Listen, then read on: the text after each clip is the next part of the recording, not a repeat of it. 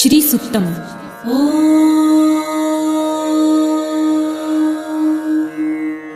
हिरण्यवर्णां हरिणीं सुवर्णरजतस्रजां चन्द्रां हिरण्मयीं लक्ष्मीं जातवेदो महावह ताम आवह जातवेदो लक्ष्मीमनपगामिनीं यस्यां हिरण्यं विन्देयं गामश्वं पुरुषानहम् अश्वपूर्वां रथमध्यां हस्तिनादप्रबोधिनीं श्रियं देवीमुपह्वये श्रीर्मा देवी जुषताम् कासोऽस्मितां हिरण्यप्राकाराम् आर्द्रां ज्वलन्तीं तृप्तां तर्पयन्तीं पद्मे स्थितां पद्मवर्णां तामिहोपह्वये श्रियम् चन्द्रां प्रभासां यशसा ज्वलन्तीं श्रियं लोके देवजुष्टामुदारां तां पद्मिनीं शरणमहं प्रपद्ये लक्ष्मीर्मे नश्यतां त्वां वृणे आदित्यवर्णे तपसोऽधिजातो वनस्पतिस्तव वृक्षोऽथ बिल्वः तस्य फलानि तपसानुदन्तु मायान्तरायाश्च बाह्या अलक्ष्मीः उपैतु मां देवसखः कीर्तिश्च मणिना सह प्रादुर्भूतो सुराष्ट्रेऽस्मिन् कीर्तिमृद्धिं ददातु मे शुत्वपासामलां ज्येष्ठाम् अलक्ष्मीं नाशयाम्यहम्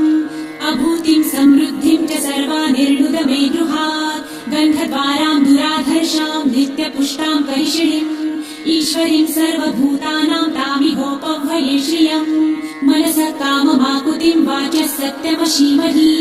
पशूनां रूपमन्नस्य मयि श्रीश्रेयतां यशः कर्दमे प्रजाभूता मयि सम्भव कर्दम श्रियं वासय मे कुले मातरं पद्ममालिनीम् आपसृजन्तु सिद्धानि चित्रितवस मे गृहे निच देवीं मातरं श्रियं वासय मे कुले आद्रां पुष्करिणीं पुष्टिपिङ्गलां पद्ममालिनीं चन्द्रां हिरण्मयीं लक्ष्मीं जातवेदो महावह आद्रां यकरिणीं यष्टिं सुवर्णां हेममालिनीं सूर्यां हिरण्मयीं लक्ष्मी जातवेदो महावह ताम आवह जातवेदो लक्ष्मीमनपगामिनीं यस्यां हिरण्यं प्रभुतं गावो दासोऽश्वान् विन्देयं पुरुषानहम् यशुचिः प्रयतो भूत्वा जिहुयादाजमन्वहम् सूक्तं पञ्चदशर्च च श्रीकामः सततं जपेत् पद्मानने पद्म उरु पद्माक्षी पद्मसम्भवे तन्मे भजसि पद्मक्षी येन सौख्यं लभाम्यहम् अश्वदायै गोदायै धनदायै महाधने धनं मे लभतां देवी सर्वकामाश्च देहि मे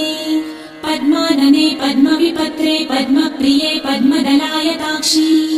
विश्वप्रिये विष्णुमनोनुकूले त्वत्पादपद्मं मयि सन्निधस्त्वम् पुत्रपौत्रं धनं धान्यं हस्ताश्वादिकवेरथम् प्रजानां भवसि माता आयुष्मन्तं करोतु मे धनमग्निर्धनं वायुर्धनं सूर्यो धनं वसु धनमिन्द्रो बृहस्पतिर्वरुणं धनमस्तु मे वैनतेय सोमं पिबतु वृतः सोमं धनस्य सोमिनो मह्यं ददातु सोमिनः न क्रोधो न च मात्सर्य न लोभो नाशुभामतिः भवन्ति कृतपुण्यानां भक्तानां श्रीसूक्तं जपेत् सरसिजनिलये सरोजहस्ते धवलतरां सुखगन्धमाल्यशोभे भगवती हरिवल्लभे मनोज्ञे त्रिभुवनभूतिकरी प्रसीद मह्यम् विष्णुपत्नीं क्षमां देवी माधवी माधवप्रियां लक्ष्मीं प्रियसखीं देवीं नमाम्यच्युतवल्लभाम् महालक्ष्मीं च विद्महे विष्णुपत्नी च धीमहि तन्नो लक्ष्मी प्रचोदयात् श्रीवर्चस्वमायुष्यमारोग्यमाविधाच्छोभमानं मह्यते